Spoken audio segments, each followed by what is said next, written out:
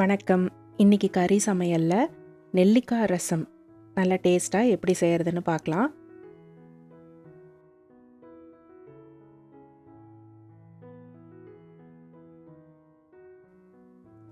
பருப்பு ஒரு 1/4 கப் நல்லா வாஷ் பண்ணி ப்ரெஷர் குக் பண்ணி இந்த மாதிரி மசிச்சு எடுத்து வச்சுக்கோங்க.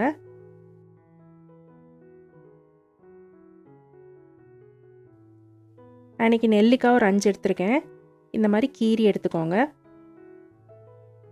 நீங்கள் ரசம் வைக்க போகிற பாத்திரத்தில் நெல்லிக்காவை சேர்த்துக்கோங்க. இது கூட தக்காளி சேர்த்து வேக வைக்க போகிறோம். ஒரு பெரிய சைஸ் தக்காளி இந்த மாதிரி கட் பண்ணி சேர்த்துக்கோங்க. பச்சை மிளகா 1, தண்ணி 2 கப், இது கூட ரசப்பொடி 2 டீஸ்பூன், மஞ்சத்தூள் 1/2 டீஸ்பூன், உப்பு ஒரு 3/4 டீஸ்பூன். கொதிச்சதுக்கப்புறமா டேஸ்ட் பார்த்துட்டு வேணால் சேர்த்துக்கலாம். நல்லா நெல்லிக்காய் வேகிற வரைக்கும் இதை குக் பண்ணி இந்த மாதிரி எடுத்துக்கோங்க. இப்போ நம்ம வேக வச்சுருக்கிற பருப்பை சேர்த்துக்கலாம். தண்ணி ஒரு 1/2 கப் சேர்த்துக்கிறேன்.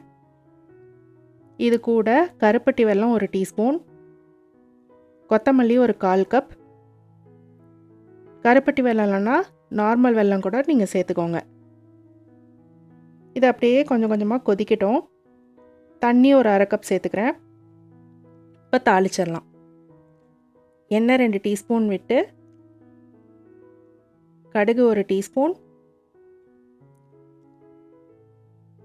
கடுகு நல்லா வெடிச்சதுக்கப்புறமா பூண்டு 3 பல் இந்த மாதிரி தட்டி சேர்த்துக்கோங்க. காஞ்ச மிளகா 2, கருவேப்பிலை ஒரு கொத்து, பெருங்காயம் ஒரு பிஞ்ச்.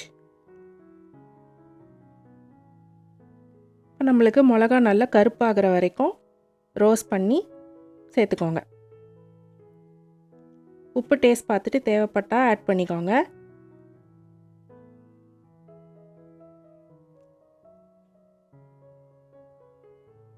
இப்போ இந்த மாதிரி லைட்டாக கொதி வந்ததும் இறக்கிடுங்க. இறக்கிட்டு உடனே மூடி போட்டு மூடி வச்சுருங்க. ரசத்தோட ஃப்ளேவர் உங்களுக்கு அப்படியே இருக்கும். ரொம்ப ரொம்ப சிம்பிளாக பண்ணிடலாம். இந்த ரெசிபி நீங்கள் கண்டிப்பாக செஞ்சு பார்க்கணும்.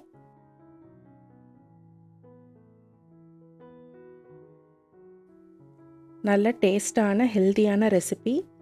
செஞ்சு பார்த்துட்டு எப்படி இருந்ததுன்னு கமெண்ட்டில் சொல்லுங்கள். பிடிச்சிருந்தால் லைக் பண்ணுங்கள். மறக்காமல் சப்ஸ்கிரைப் பண்ணுங்கள்.